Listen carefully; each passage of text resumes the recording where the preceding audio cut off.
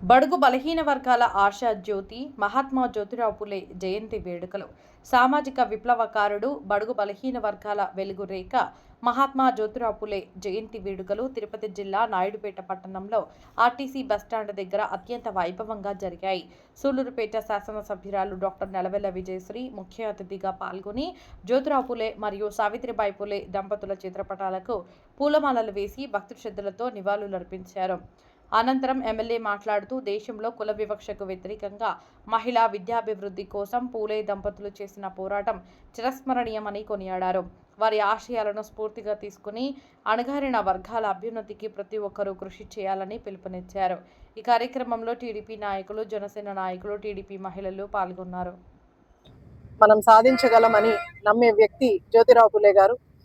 ముఖ్యంగా మహిళలు చదువుకోవాలని ఆయన ఎక్కువగా నమ్మిన వ్యక్తి. ఆ నమ్మకాన్ని ముందుకు తీసుకెళ్తూ ఆయన భార్య అయిన సావిత్రిబాయి పులే గారిని చదివించి, అలాగే మహిళల కోసం ముఖ్యంగా పాఠశాలని నిర్మించారు. అలాగే మహిళల కోసం ఎంతో కృషి చేశారు ఆయన. మన రాజ్యాంగ నిర్మాత డాక్టర్ బిఆర్ అంబేద్కర్ గారికి ఉన్న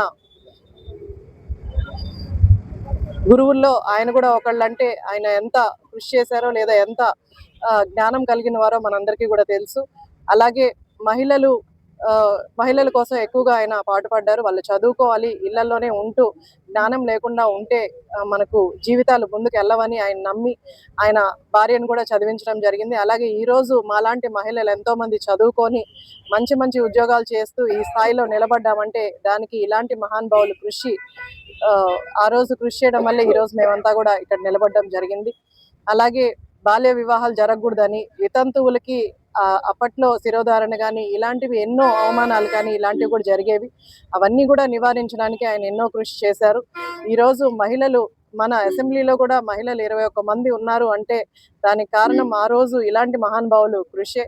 కాబట్టి ఈరోజు ఏదో జయంతి అనో లేదా వర్ధంతి అనో మనం పూలమాలు వేసి వెళ్ళిపోకుండా ఆయన ఆశయాల్ని ముందుకు తీసుకెళ్లేలాగా, అంటే మన ద్వారా, అంటే నాయకుల ద్వారా కానీ లేకపోతే ఇక్కడ ఉన్న ప్రజల ద్వారా కానీ మన ద్వారా ఒకళ్ళు కానీ 10 మంది కానీ ఉపయోగపడితే, అంటే చదువు గురించి కావచ్చు, లేదంటే మనం వాళ్ళని మోటివేట్ చేయడం కానీ ఇలాంటివి చేసి మన ద్వారా ఒక 10 మంది బాగుపడ్డా సరే మనము ఆయన ఆశయాల్ని ముందుకు తీసుకెళ్ళినట్టే అవుతుంది. ఎందుకంటే ఒక మనిషి రాష్ట్రాన్ని మొత్తంని మార్చలేడు. కాబట్టి మన దగ్గరగా ఉన్న పరిసరాల్లో అంటే ఇంకా అణగారిన వర్గాలు, ఎస్టీ కాలనీస్ ఇలాన్ని ఇంకా కూడా చదువుకోకుండా, లేదా నేను రోడ్డు మీద వెళ్తూ ఉంటే ఎస్టీ కాలనీస్కి ద్వారా వెళ్తూ ఉంటే చాలా మంది పిల్లలు బయటే ఉంటున్నారు. ఎందుకు అంటే వాళ్ళు పంపించరండి స్కూల్స్కి, పిల్లల్ని ఇంట్లోనే ఉంచుతారు అని నేను చాలా విన్నాను. ఇలాంటివి ఇంకా కూడా జరుగుతున్నాయి. మన రాష్ట్రం ఎంతో అభివృద్ధి చెంది ముందుకెళ్తున్నా, చంద్రబాబు నాయుడు గారు పిల్లలందరినీ చదివించాలని తల్లికి వందనం ఇస్తున్నా ఇంకా కొంతమంది ఆలోచనలు వెనకబడే ఉన్నాయంటే దీన్నే నిదర్శనంగా తీసుకోవచ్చు.